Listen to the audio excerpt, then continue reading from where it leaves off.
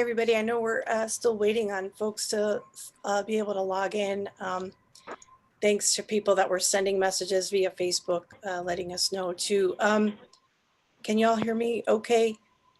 We were going to try something a little different this time. We had such a nice big group last time, and we did that great thing where we went around the virtual room and everybody introduced themselves, and I love that time, but we are a big group and we were worried about time constraints. So I'm not sure that this is going to work. What I wanted to do was ask you all to put some information about yourselves in your name, along with your name, like to put your library name and maybe put kind of your marketing superpower or something. But I'm not sure it's going to show up. Like on mine, I do see Karen McBride and it says Barrington PL. But anyway, if you want to come up with something fun that you can add to your name, it might help us just get to know each other, or at least know what library that you're from. So you can use the rename feature if you want to change anything. I'm a little disappointed. I thought we might be able to include some extra information about ourselves to help us get to know each other in this unusual setting. I do see that there are two Christopher Rankoziak, so I'm immediately suspicious. I know one is not. I could put cloning down as my your superpower. I liked when you were Abraham Lincoln Wood, one of the last times I saw you too. That was excellent. Every time I come in, it's going to be a different name and it'll be a different personality. It'll be fun. Nice. Okay. I would enjoy that. All right. So we have 14 participants right now. I know we might still be waiting on some people. Should we give it just a couple of minutes? I know we're off to a late start already. Is Tamara still here?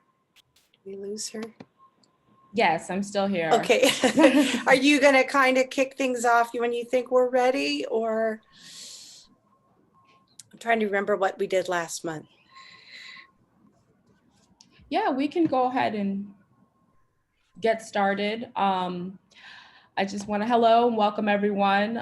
This is going to be very informal, but just welcome. My name is Tamara Jenkins. I am the Communications and Engagement Manager for the Illinois Library Association. Karen, who's been speaking, Karen McBride, she is a member of the ILA Marketing Forum. Before we get into, get to know you roundtable-ish type atmosphere, I'd like to introduce Dan Bostrom with Rails. He was kind enough to agree to give a quick presentation on the Rails My Library Is campaign. So if you want to direct your attention to Dan, and Dan, the floor is yours. Thank you very much. Hi, everyone. And let me start off by saying, I thought last time was so much fun. And Karen was right. It was fun to get to know everybody. And it seems like there were a lot of new faces, which was great. And getting to kind of hear about, the things that people are doing, the things that people had sort of pivoted to. That was great. So I really appreciate the opportunity to talk a little bit about the My Library Is campaign. I did put my presentation link into the chat, and I'm going to share here. So if you're not familiar with it, the My Library Is campaign is something that it started about 2 years ago.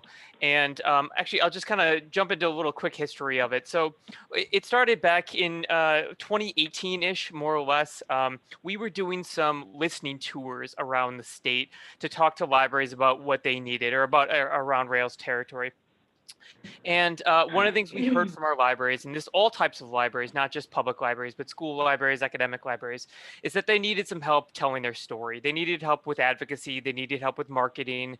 They just needed more tools to be able to say, this is what a library is, and this is what a library does for your community. I know we all struggle with that. That's just a constant struggle for all of us, big or small, honestly. So we decided, we did a survey of our members, and we kind of heard, we need some resources for patrons. We need some resources for board members. We could use talking points. We could use, videos. We could use all types of examples of things, and a place to put examples of things that you're already doing, because you're already doing a lot of this stuff. So, so we launched our website in 2019. summer of 2019. And if you go to www.mylibraryis.org, I think I might have put an extra W in there. It's the place where you find all of our resources, and that includes not just like individual libraries resources, but also sort of general stuff that's applicable for anybody.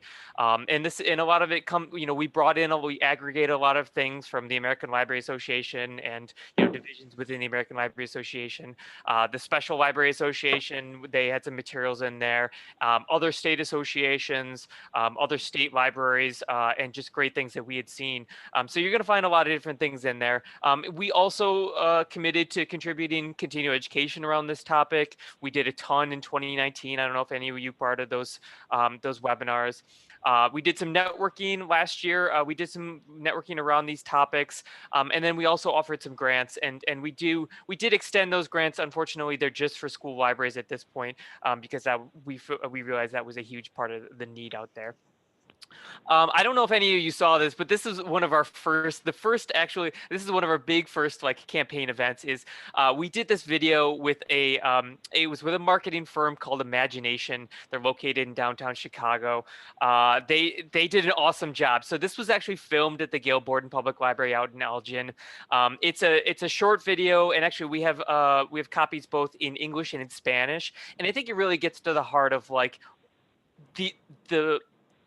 the amazing things that libraries do for their patrons. The concept is that a boy goes to a library and learns how to make a paper airplane, and he connects with other kids, and he ends up growing up to be like an engineer, like an aerospace engineer. And I think it's a great video, and actually you can download this.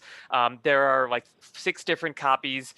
We have like a 15-second, we have a 30-second, we have a full minute long one, and then both in English and Spanish. So this was a really big part of the early part of the campaign. The next thing we did is, I don't know if you all saw this, but we had another video that we did with Imagination. This one was called Elders of the Internet. And really the concept here was trying to answer the question, why do we need libraries in the time of Google? Nick Offerman, who you may be familiar with from the television program Parks and Rec, he is actually related to a library director, Lauren Offerman, who's the director of the Three Rivers Public Library here in Illinois. We were lucky enough to get him to star in this commercial. It is also available from the My Library Is website. I love this video. I think it's a really cool, it's a little bit darker than the Dreams Take Flight video, but I think it's a really good example. Again, of something that you all could use to show to your community, to show to your board members, to show to your patrons that this, libraries are making a huge difference in the lives of the people that use them.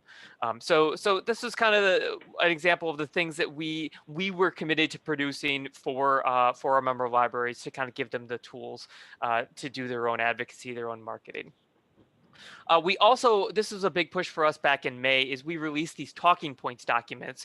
And these are really great because they're shareable PDFs that you can download directly from the My Library Is campaign website.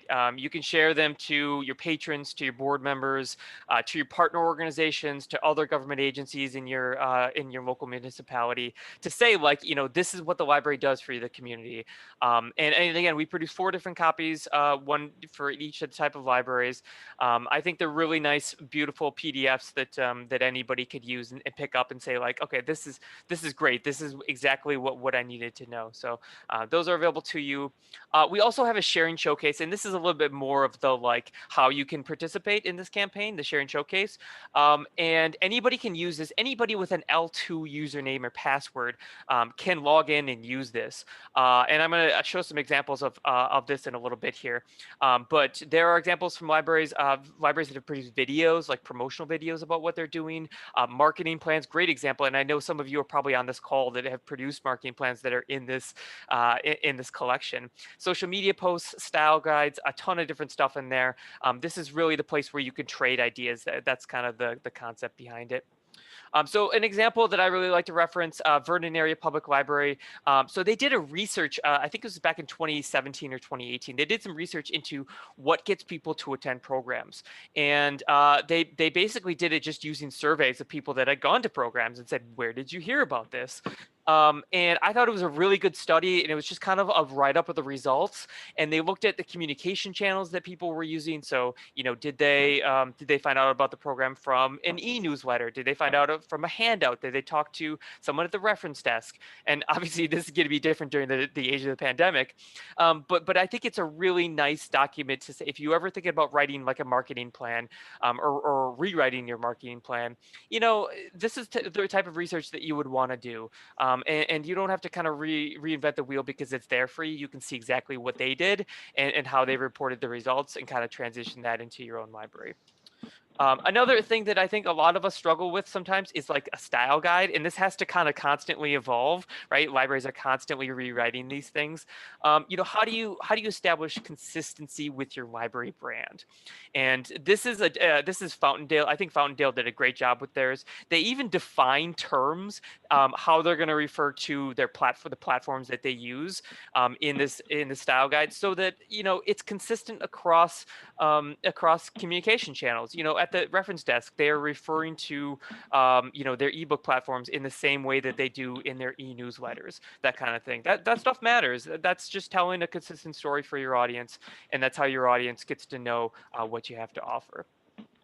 We have a blog. This is a post that actually was that I set up. It's from Gail Graziani at the Lyle Library District. She talked about book boxes, and I think this is a great marketing tool. They put together festive book boxes for teens, and I think it's really cool and a great way to do things. And just an example of, we try to get libraries to talk about the things that they're doing. If you ever want to write a blog post, you can for us. We'd be happy to. I'd be happy to put it up there. But just kind of ideas, generating more and more ideas, and finding out what libraries are doing right now.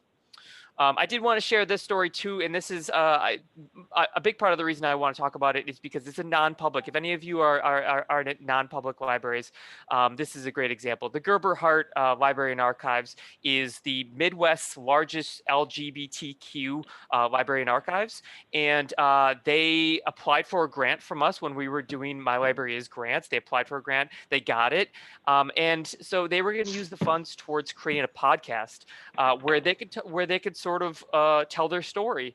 They could explain their history. They'd explain why they exist. They explained how to use their collections. They explained what's in their collections.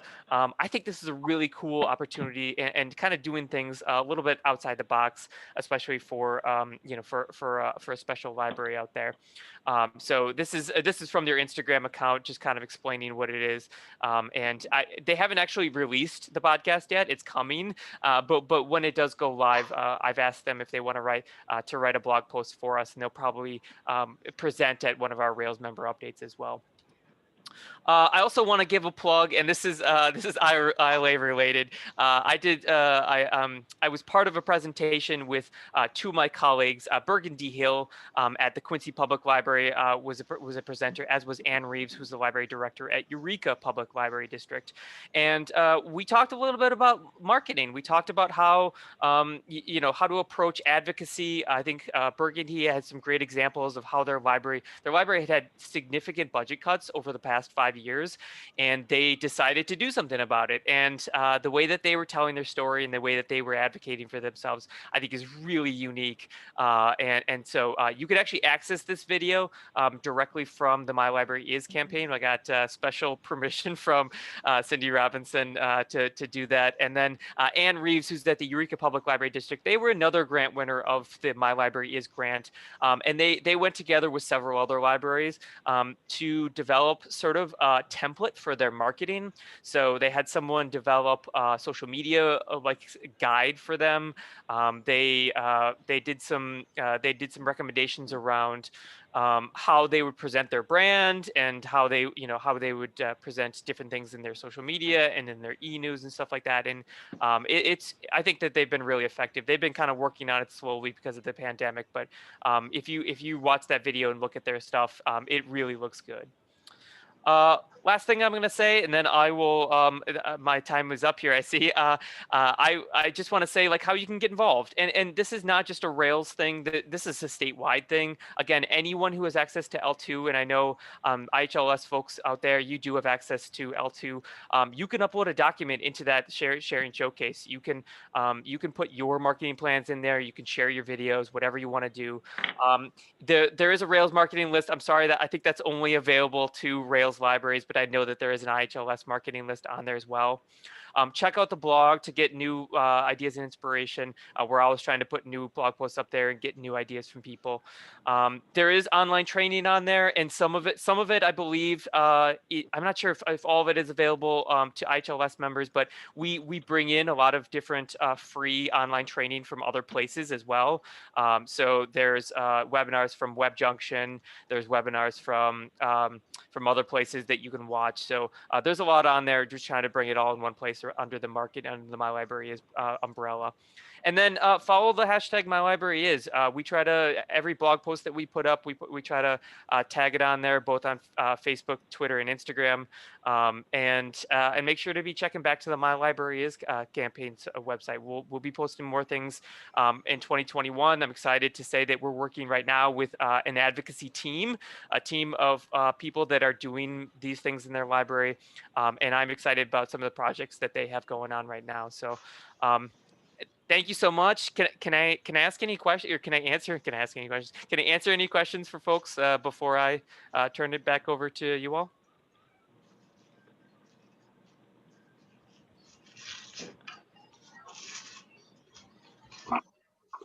All right, I think we're good. Thanks so much, Dan. We really you. appreciate everything you're doing there at Rails and with My Library Is. This is really great stuff. I even learned a few things just now, so thanks. And we did put, Dan put all of his links in the chat, and I also put the link to the My Library Is page if you want to see those videos, the blog, or any of the other resources. One of the reasons we decided to ask Dan if he would do a little bit more of a formal presentation this morning is because after the last meeting, we were realizing what a need there is for a depository, if you will, some place where we can all keep sharing things.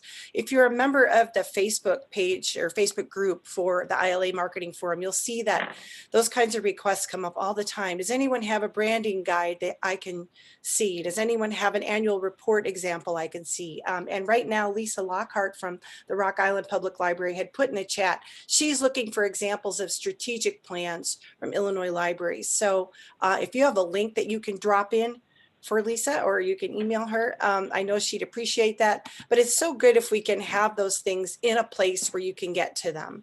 The Facebook group is great and very active, but we all can't live on Facebook all day. Some of you may not even be on Facebook, may not want to be on Facebook. So it's great if we have other places where we can share those resources too. So it sounds like the My Library Is site would be a really good place to do that. So we've got another request. Jennifer Garden from Milledgeville is also asking for some strategic plan examples. So it sounds like that's what everybody's working on during the pandemic, right? So that's good. Another person who sent me some questions, unfortunately, is having trouble logging in. Her name is Mandy. She's from the Lake Forest Public Library. So what I'm going to ask right now is if any of you have brought a question or a topic for discussion today, I'll hold on to Mandy's to see if she's able to log in a few minutes. But who else has got something they'd like to? Thanks for everybody that's putting those links in the chat right now to strategic plans. But what else would you like to talk about today? You must have something on your mind.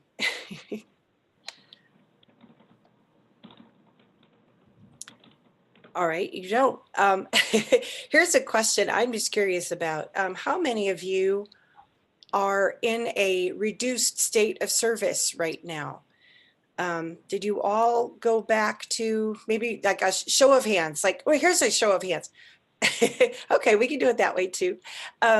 So it sounds like most libraries are in some kind of a restricted state. And one of the questions that came up at my library yesterday was like, well, how much notice are you going to need to tell people when we're going to move away from that again, you know? And I don't know, I mean, I'm just wondering, has anybody found a really good way to keep your public informed as you bounce back and forth between all of these different service stages? I guess they'd call them, or tiers, right? The state refers to them as tiers. Or does anyone else have any questions about that? Or are you all like just so sick of thinking about it, you don't want to talk about it anymore?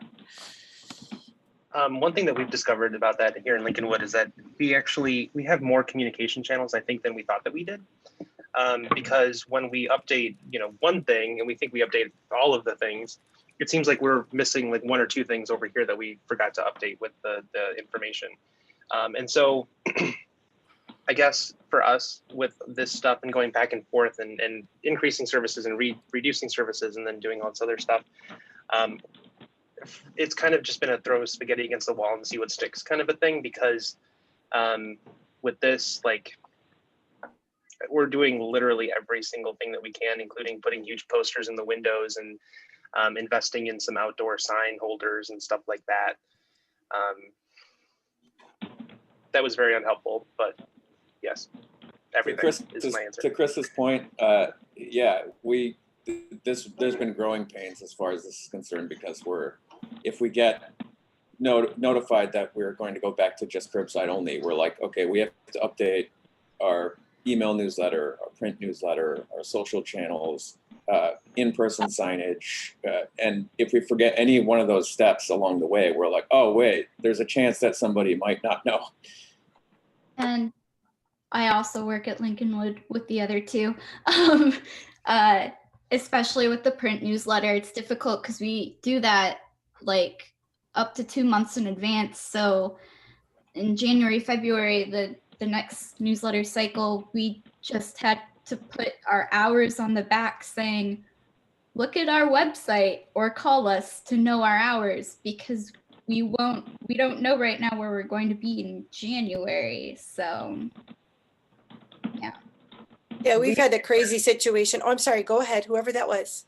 I was just going to say, I'm in Park Ridge, and we started a weekly e-blast, or e-newsletter, I should say, with programs and everything. But the top thing is always an update on our current hours. But we still, what I would love to know is, how are you all reaching people that aren't online? Other than, we've invested a lot in outdoor signage, but there's always those people that just show up thinking that we're open, and they didn't check the website first, and they didn't call, they just came over. And then those are the people that are not happy. It is really hard. There's almost nothing you can do for people that aren't happy. I think right now we're all at a high level of unhappy too. And we've done a lot of just talking the staff down, like, we're so sorry. We know you're going to get these people, and we really have done a lot to reach them. Somebody else was talking. Please don't let me interrupt. No, I was just going to add one thing, and it's been interesting. Like, we've gotten, I think at least 2 board members have said, well, I've talked to people in the community and they didn't even know that we were closed or that we were reopened or anything like that. And when I hear things like that, it just makes me immediately think that communications is and will always be a two-way street, right? There's communicating outward, and then there's, of course, listening and absorbing information. And if you're not even going to take a moment to go to our website or go to Google or go to Yelp or go to anything else where our hours are listed, or look at the print newsletter that comes into your mailbox, if you don't have internet, or you have, if you just don't have that technology, there's almost not so much we can do for you. And I hate saying that, because short of walking around to every single door in Lincolnwood, like, there's not any way that I can reach every single person unless there's that little bit of nugget of curiosity or inquisition on their part.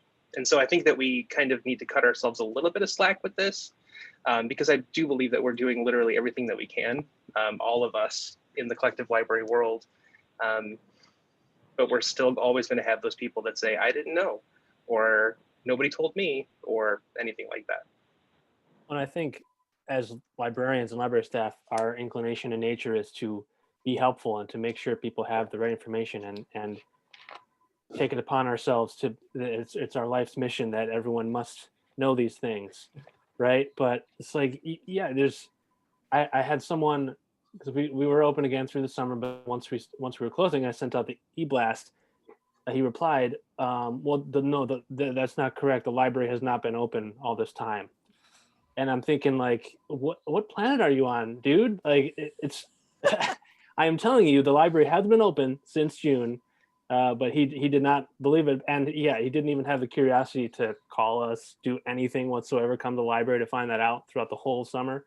So I just think, yeah, we do what we can, and then it's a two-way street, like Chris said, and not stress out too much about it. If someone comes to the library thinking it's open and it's closed, big deal. Now they know. I don't know. Maybe that's just my getting just tired of all You're going somewhere? all this extra stuff. But yeah. I don't know if any of you also had the chance to attend the Library Marketing and Communications Conference that was online last month. It was really, really good. Two things that I found helpful for our current situation that I heard about at that conference, and they're such common sense things, but I don't have a lot of common sense, so it's probably why I never thought of them earlier. Was like someone, just had created this emergency communications plan, and while we don't necessarily need that for our whole building, what I did was listed everything I have to touch when our sort of service iterations are going to change. What things do I have to look at? Well, website, social, the notices. I'm even responsible for the wording on our notices. So every time we move back and forth between parking lot pickup and regular pickup and the hours change, our Polaris notices have to be, so I have a list now, and it's like, why didn't I do this before? I guess I never imagined this kind of an emergency going on so long. And then do you guys eat all of the? Sorry, somebody is not muted. Where we put them? But the other thing that somebody talked about there was how important your phone message, your automated phone message is for marketing, and to make sure that that's descriptive, because for some people that really is their preferred method of communication. You said Wendy's was too expensive, right? They're not online. They don't want to be online. We got some heat about that when we closed in March, that our phone message was not descriptive enough. We have a shit ton of leftovers in there. Leftovers for lunch today. Anyway, so just think about how I did work with our IT department then to try to Yeah. No, Kathy, you are not muted. Oh, crap. Sorry. No worries. We're all coming over for lunch though, because you've got leftovers and we're excited. I did work with IT to try to improve our phone message so that as soon as you got, it wasn't just like the library's open today. The other problem, who's having trouble with deciding what your Google hours should say? Because you're not open, but you're kind of open, but you're doing a thing. And I know if you're like me, your director and your other leadership team members probably have opinions on what your Google status should say. So anybody come up with a genius idea about that? I have separate hours for the library and I have separate hours for parking lot pickup. But anybody found another workaround with their Google status?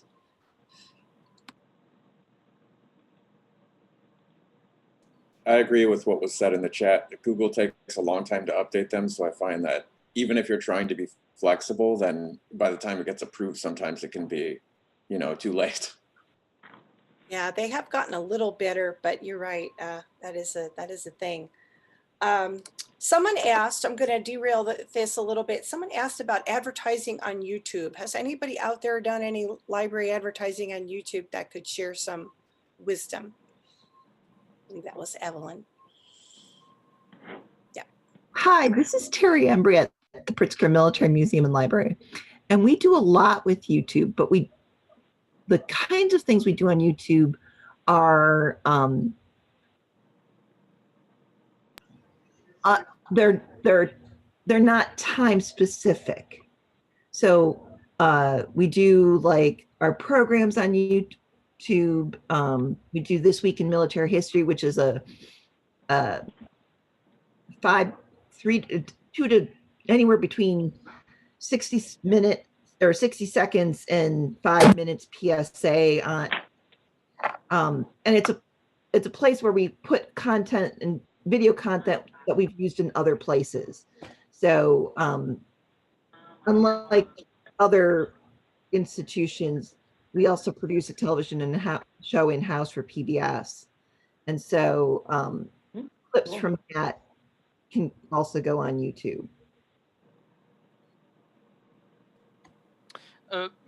Rails did a little bit of we did a little of advertising via YouTube, especially in connection to the census. And we were working with a marketing firm when we did it. And I would sort of recommend doing that if you've never done it before. I don't know. Like, I don't know much about it. And the other thing that we did was OTT, which is basically advertising via people's streaming services. So the ads that show up like on your Hulu and other like streaming services that you might use. We did that for the 2020 census, working with a marketing firm. And a lot of that world is completely foreign to me. And I think it's probably completely foreign to a lot of you all as well, right? I was like terrified of like the ad purchasing. I mean, I like still frustrated by Facebook's ad purchasing efforts, but we've done a little bit of it before, again, mostly just with a marketing partner. And I would suggest, if you have the money and you are going to go down that route, that you work with somebody who knows what they're doing. That's great. Thanks for the recommendation. Yeah, I mean, OTT was there was a session at the library marketing conference that referenced that, and that was my introduction to it. So it makes perfect sense. Everybody's streaming right now, and that would be a way to direct traffic to our resources that are free versus, right? Yeah. And when we were doing it for the 2020 census, you're able to do it by like zip code, right? And so we were looking at census tracts where the response rate was really low, and we were targeting those. And so people that were watching, Hulu or whatever, or any other streaming service that has commercials, they were seeing census ads. Sounds great for targeting. It kind of makes me think too that it might be beneficial to see if there's a way to partner up with other libraries and kind of share some marketing efforts in that realm. I know, like, specifically for us, we have one zip code in Lincolnwood, so it would be totally cool. But if we were to combine Chad with you in Morton Grove and Skokie and Niles or something, and kind of get a little bit of a group effort going for the area, I think that would be really cool. Especially Dan with the video that you guys created from Gail Porton out there, like just an awareness campaign, even if it were statewide or regionally or something like that. Every library chips in 20, 50, 20, 40, 50 bucks, whatever it is, to kind of get a little bit of an ad going. That might be kind of an interesting awareness thing. Yeah.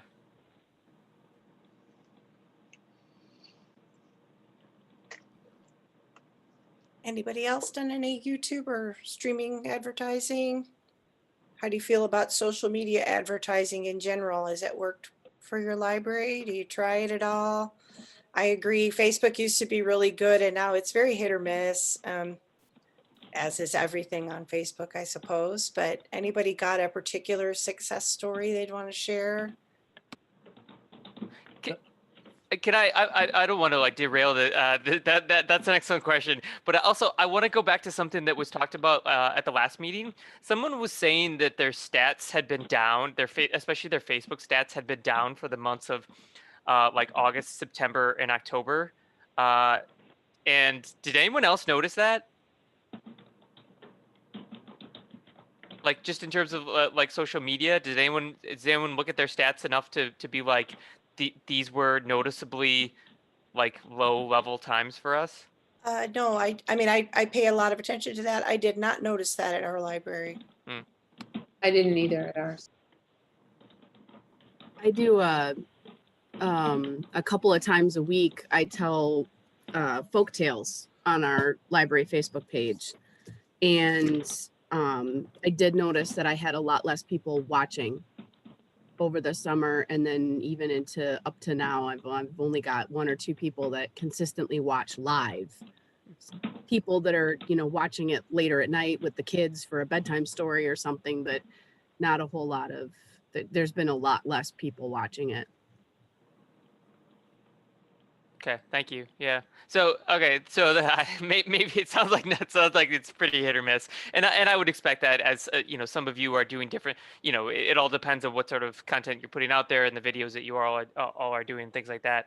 But I brought that to our data person, and he and I sort of talked about it a little bit, and he surmised a little bit that that Facebook's algorithm changed, and it changed for those months due to the election, and that they were prioritizing a lot more of like election related materials and things like that. And so it was actually, you know, like bumping library stuff down a bit, and so numbers would be down. But I don't know that that's true. It could be a lot of different factors.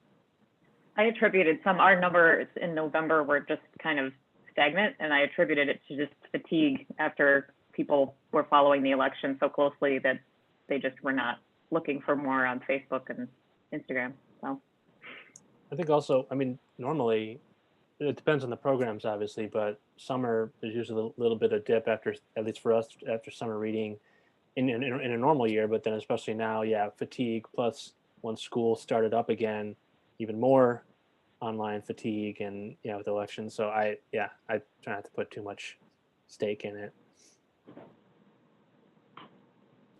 Yeah, and you also have to look at these things over the long haul, right? You can't just take a week's worth of, you know, Facebook and say like make any long-term diagnosis based upon that. Yeah, those are good points. Lisa shared in the chat too that her library did a geofencing campaign through local cable a few years ago, and they're thinking of revisiting that. So lots of different ways. And so much of this depends on your community. I think if there's one thing I tend to talk about maybe too much is like how our communities are so different, and you have to do marketing that works for your community.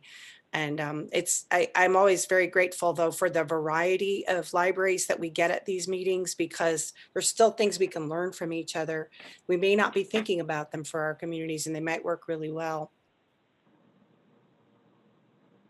Anybody, did that, any of those conversations jar another question or another? I can read to you some of the things that were shared as possible topics. Reaching non-library users and new residents. Those are kind of evergreen favorites that tend to pop up a lot. Training coworkers to be marketers. Nurturing social media ambassadors. Making your communications accessible to reach people with varying needs and abilities. And building relationships with the marketing people from your other community organizations. Any of those spark a question from someone? I've got a question. I'm just curious with the different advertising, pushes that people are making. What are you guys typically trying to advertise? Is it usually programs? Is it resources? Is it curbside pickup? Is it all of the above? How do you assess those needs? That's a good question. I mean, it kind of depends. I know for us, probably the biggest advertising we did when we were closed was to let people know that they could apply for a library card online and get the card and use it immediately. So we did an old-fashioned postcard mailing.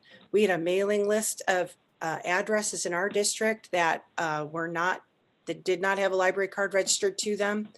I'm more of a digital person, so that was kind of new territory for me, especially because I really did it on my own. I went with an online printer that had a service. I just uploaded the mailing list, worked with them, designed the postcard. It actually went really, really well. I'm one of those people, I'm like, I want a 50% return rate. That's crazy. It's never going to happen. But I think we had about a 15% positive response rate, in that we were able to track, from those addresses which people actually signed up for a card within about an 8-week stretch after getting the postcard. So I felt pretty good about that, and I'm going to try that again. Like Facebook advertising, we mostly do programs because our programs in general do get a good response on our Facebook page, really much better than the things that do best for us on Facebook are programs and like staff anniversaries, or everybody in their Halloween costumes, or those kind, cardigan day, the customers enjoy those things. So anyway, those are a couple of things we've advertised. How about some of you?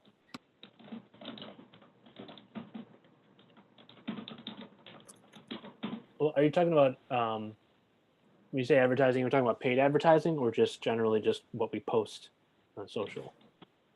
Both, I guess. Just because the reason I bring up the question is because a lot of the time at the beginning of the week, I'm assessing what our advertising needs are. So for instance, we might have a program that seems a little like it's going to be a little light. So I'm like, I'm going to prioritize that first. Or maybe we have something new coming down the pike that, you know, I'm like, this is just a good idea to push. Or resources that were kind of bleak the previous month. I'm like, I'm going to use today to push that.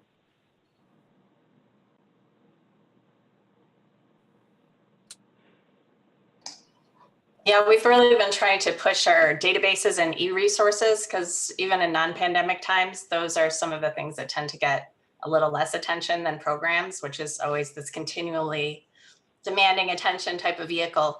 So we've had really good luck with cross-promoting in our print guides, emails, and in social media in different ways, whether it's videos, vector graphics, photos. We've been trying to really vary it up. That was one of the things that came out of Angela Hirsch's talk at the last marketing conference, was just to keep it varied. So, you know, if you're noticing that traction is down on one type of post, just do something completely different and see if it just catches a different audience. And then we have our librarians that are in charge of those different databases like CreativeBug or whatever, kind of give us the stats to say this is working or it's not working or it needs another push. And lately it seems to have been working. So we're getting a little more traction on those, which has been good.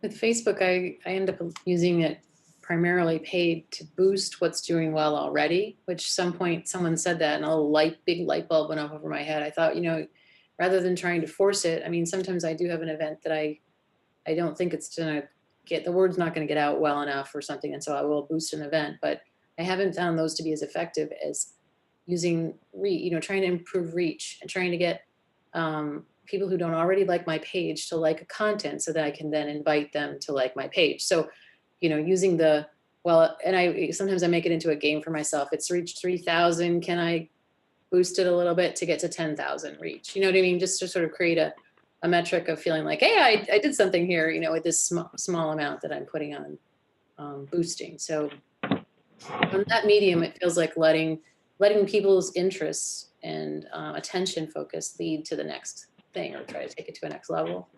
If that makes sense.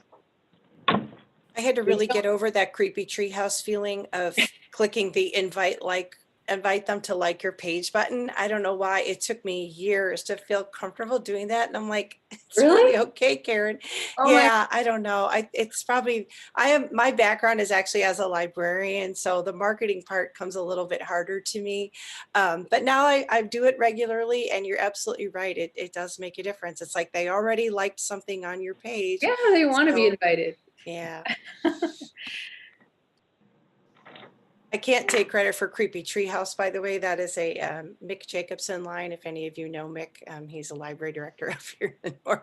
We used to talk about social and like, how much should you pay attention to what people are saying about the library, but not on the library's channels, you know, out there? How much, you know, like, should you respond and we always had the Creepy Treehouse limit, like don't go beyond that point where you look like you're paying a little bit too much attention.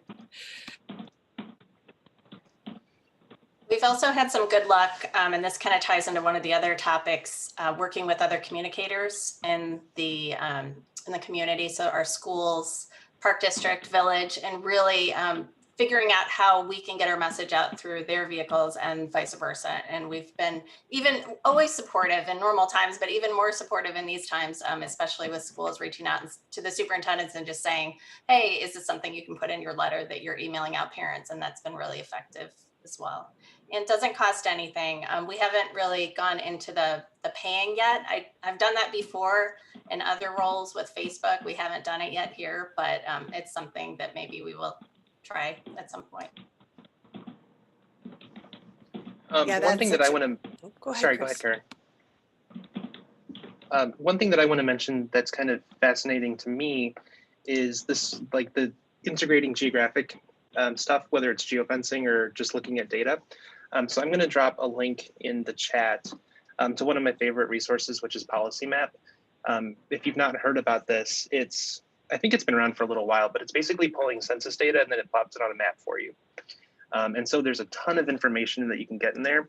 It's probably more beneficial for larger library districts than it is for smaller ones, because it tends to lump like towns or small towns. At least you kind of get one demographic look rather than variegated things.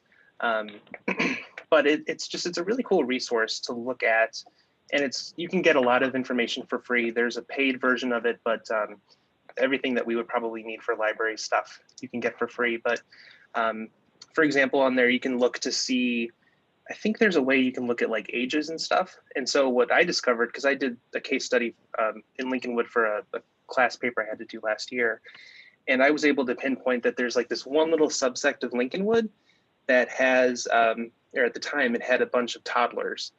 And so if we were to take that data, we could do a targeted mail campaign or something, or focus some of our marketing efforts on that little region for story times or early literacy or parenting collections or stuff like that. It also told us where there's a bunch of seniors in town. And so we could target some of our senior focused advertising for that particular part of town as well. That's great, Chris. That was one interesting thing we discovered with that campaign I talked about earlier with online library card sign up. We did it, the postcard mailing, in conjunction with the Facebook ad. And after about 2 weeks of running the Facebook ad, I looked at the demographics, and I don't know if any of you have been in this business long enough to remember when we used to say social media is only going to appeal to young people. Well, Facebook in particular doesn't appeal to young people at all anymore. And it was really quite interesting. And I say that as a person who I don't consider myself young, so I hope I don't want that to sound insulting. Most of the people that we were reaching with that Facebook ad were 60 and up, which I guess I expected maybe more like 40 and up, so 60 and up. And we were getting a good response, but it was mostly women and mostly 60 and up. So I changed the image that I was using to a young kind of dapper dude in a really beautifully tailored suit looking at his tablet. And we at least got the gender balance changed a little bit when we did that. But it's just interesting to even experiment with those kinds of things. You might be surprised. We know that we have a heavily senior. And again, when I say seniors, I'm even probably talking about people my age. We have an older district for a lot of reasons. So I have to remind my colleagues of that sometimes, because most of our librarians are probably more in the 30 to 40-year-old range. And so sometimes they're not thinking about like even how our marketing will appeal to people that are maybe closer to their parents' age than to their own age. So, but the image change was interesting. That's a great example of an A/B, what works in one way, what might work differently. And I apologize if I'm talking about gender in very binary ways too, just for ease of conversation. That's the only reason I'm doing that. But absolutely, it was fascinating to see. And I assume some of you do that type of A/B testing with subject lines and things like that too. I always learn something when I take the time to do that. I do want to jump in and say that, again, like to echo Karen, you've said it varies so much from community to community, but our community Facebook is so driven by a parenting. It's called Chambana Moms. They built Facebook as like the tool for people to communicate with each other here. It's so heavily invested and so participatory that we have huge reach for 25 to 34, which is maybe not a young parents basically, who are hugely engaged, and mostly women, they're constantly engaging with our content. So every time I think, oh, it's skewing older, which we do reach older members of the community, I'm reminded that there are these young women who are very involved with the library and supporting the library and sharing content with each other on our Facebook. So. Yeah, I agree. Oh, sorry. I was just going to say we have a lot of local Facebook groups as well. I live in the community, so I can kind of monitor it pretty easily what's going on. And there's a lot of groups for young parents and for high school parents and for junior high parents. So it really is a nice way to target if you can become members of those groups. And also one thing I wanted to mention is Patch. I don't know if everybody's posting on Patch, but that seems to be really successful too, and gets picked up and a lot of times reshared and comes out in different ways. And you can post events or articles there as well. And it's free for your community.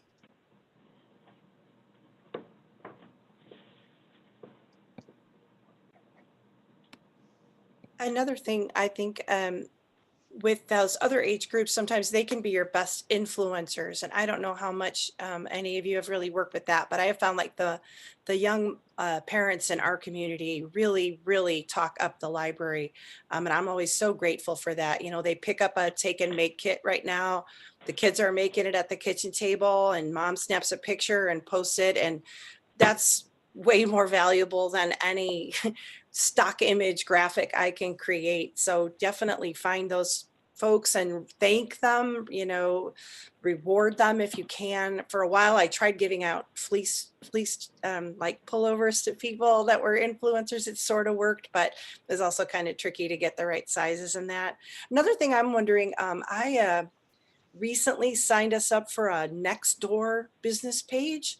Is anyone else using Nextdoor for your libraries? And if so, how's that been going? What are you doing? I don't live in the district, I should say. I live in a neighboring community, so I'm not able to go on Nextdoor as a resident.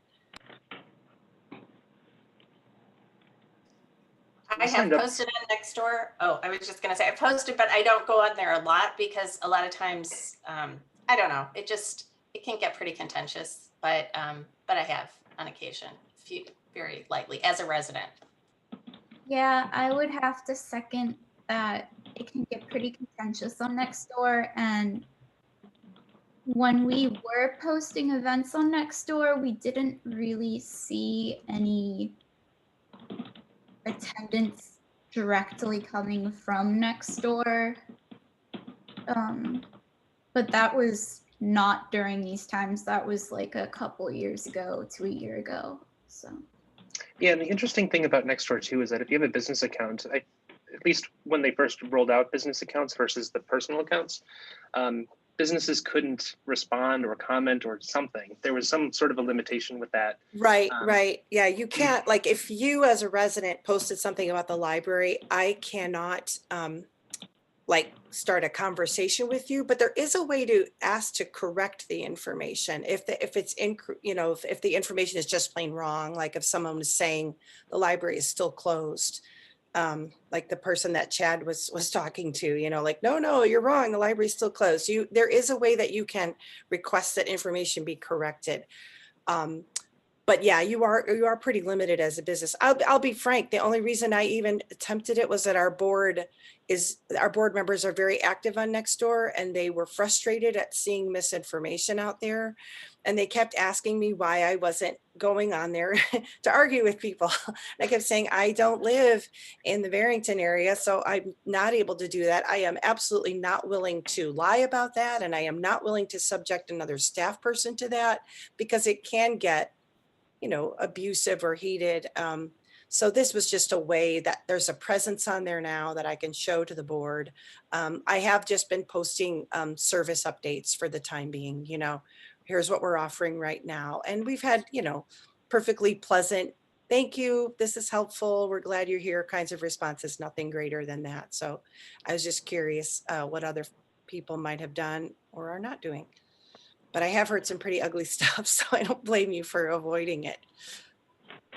Somebody on here, Lisa mentioned that her school system has a virtual backpack where people are allowed to submit other community organizations. All that stuff's been so helpful. Our school district's been great. The village, we serve many villages. If you're at all familiar with Barrington, there's the village of Barrington, and there's Barrington Hills, and there's South Barrington, and there's North Barrington. They all have their own government and their own communications, but we've been working primarily with the village of Barrington, which is where our building is located. And again, they've been very, very helpful to us. Nice to build up those partnerships now, and hopefully we can keep them strong when we're all out of this bad, unhappy situation. We've had some luck in our district. Again, we also serve a lot of different towns. And a lot of them have their own electronic message boards, you know, out in the community on the street, or and we've had some good cooperation from them to post our curbside hours, or that we hand out cold suppers Monday through Friday. So we've been able to put that out there with our hours. So that's been a really good resource too. It's great. What else? We are at just about at noon. I know we started a few minutes late. We like to keep you on schedule if you have other things to do, but anybody had another topic that you came here really hoping we would talk about today that we could spend our last few minutes on? I have a really quick question. As we're the stay-at-home advisory, we have been closed. I don't know. I didn't see the show of hands to see how many people are currently, like, their building's closed, but you're just doing contact-free. Is that your, okay. So as the stay-at-home advisory, we're going to remain in this state of the building's not open for browsing, but the staff is still in there working. How are you explaining that to your audience as the stay-at-home advisory ends? Because we've always said before, following public health officials' guidelines, and hopefully those guidelines will continue so we can keep using that language. But are you going to be doing anything differently in terms of how you're explaining why you're closed? That really is a difficult situation. Dan, thank you for your time today. I've been thinking about it. It's not something, yesterday we had a meeting where we just kind of discussed, when do you think we're going to come back to in building services? What's a reasonable expectation? Because what the public doesn't know and doesn't really need to know is how difficult it is to change the schedules then for all those different departments to make sure that everyone's fully staffed. People right now are juggling unusual childcare and family care situations. It's not like you can just flip the switch and go back to in-person, even in a week. It would be very difficult. So I'm trying to think of ways, to say that without maybe going into too much detail, right? But to just say we need a certain amount of time to change over. It was easier for us the first time because, quite honestly, we needed to buy plexiglass shields and we needed to buy masks and all these things that we didn't have. So, we were able to say, until we're fully equipped to be safe, we can't reopen. They know we have all those things now. So it is, it's challenging. I don't know. Anybody else got any insights on that? We haven't had many questions from our patrons. I think they're used to they're just kind of knowing, go with the flow. I mean, every single business, not just libraries, is kind of changing on the fly. And we don't do a lot of explaining. We just tell them what's going on. And we don't really get that many questions. We actually did, an e-blast when we closed again this last time and just ordered curbside, and we had several people call us just to say, oh, please take care of yourselves and be safe, and they were like worried about us. So that's good. We had some of the opposite of that, where people came in and were like, you're closing, you're a puppet, like horrible. Not a lot, just a few, like a handful of people, but enough that it really, our front desk staff was kind of shaken by the end of that day that we announced we were closing. Sometimes, yeah, my mantra, I think, for 9 months now has been, it's only a couple of people. Try to remember that it's only a couple of people. Because every time that would happen, everyone would get so upset because we really felt like we were doing our very best to offer service. And I just kept saying, but remember, we serve 45,000 people. And we've had 4 awful people today. That's a minuscule, barely measurable percentage. I know that that's not helpful from a marketing standpoint, but maybe it's helpful from a human emotional needs standpoint, right? I had a terrible email from a guy when we first announced that you had to wear masks in the building, and I just took a deep breath, kind of just walked away from it for a little while. There's nothing I can do about that, but it's rough, and the rough edges, I think, are really showing for all of us. So every Zoom meeting, somebody cries or somebody's mad, and we just have to be, I think we have to hold each other up more than anything. This is the time for all of your people who have great emotional intelligence to help your staff and help your community hang in there, because the patience has worn out for people on every part of the spectrum. You know, I mean, no matter what their belief system is, everybody's fatigued and out of patience and ready for normal as opposed to new normal. But anyone else have any feelings about how to explain these things to patrons so that they don't take it out on the frontline staff? I mean, we've just been under promising basically, or just not getting specific at all. We didn't provide a reopening date when we closed most recently. I know other libraries did, and we're really blessed with a board that's super supportive, really just behind the director to make these decisions. So that's not a concern we have to deal with, and we don't. And I really not dealing with a lot of cranky or angry patrons. The frontline staff may be that I'm just not aware of because I'm not in the building as much. But yeah, overall, I think I forget who said it, but I think people are just kind of used to it now. Just things are changing and going with flow, and some people struggle with that, of course. But like you're saying, it's a really small minority. So we just give the minimum amount of information that's helpful, but then just go from there. Yeah, we're in constant contact with our schools. And so we're tying our reopening date, which is tentatively January 19th, with when schools are going to be going back to their hybrid models. And so if that date changes, we felt it was better to actually announce a date. People seem to handle things better. They want a little certainty, even if, you know, we have to announce a week before that we need to extend. In the past, during this whole journey, we've tried doing it both ways, and I don't know. So for this time we did re-announce, but again, we just keep hammering home that message that we're closed. We're not allowing, the building's closed, library's open, we're not allowing patrons, and it's for the health of the community. And I think with everything that's going on in the news, and you probably all saw like that gigantic kerfuffle over the wedding that just happened in Northbrook at the hotel, people understand that you're supposed to stay home and not go to places like libraries. You go out if it's urgent.